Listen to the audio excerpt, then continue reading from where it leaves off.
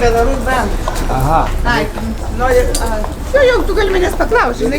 Ir ką tu čia nori ruošies daryti? Matai, Kazimierai, aš žiūriu Lietuvoje tuos kanalus, kuriuos leidžia valdžia. Aš esu lojali pilietė.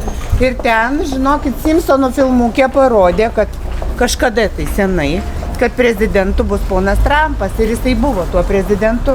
O dabar dar kartelį peržiūrėjau Simpsonų serialą ir pamačiau tas kelias sekundės, kad 24 metais bus atkuriama Tarybų sąjunga. Tai suprataugi, kad Simpsonai nemeluoja. Tai žinokit, aš šiandien Baltarusijai Grodne pasiėmiau pasą, tai einu atsidaryti sąskaitą. Reikia pasiruošti Tarybų sąjungai. Nugi Simpsonai aiškiai pasakė, tai reikia kažkiek pinigėlių persivesti, nu jau kad būčiau paskui pilnavertė pilietė.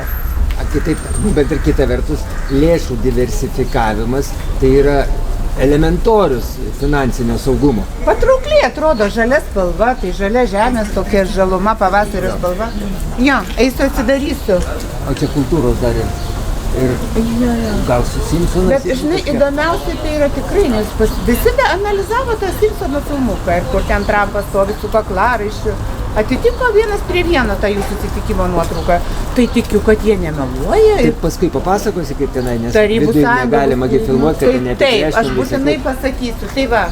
Ir be to labai daug žiūrovų manęs klausė, kaip dėl sąskaitos atsidarimo. Tai einu ir viską pasakysiu. Nu gerai, mes palauksim tada tave šiandien.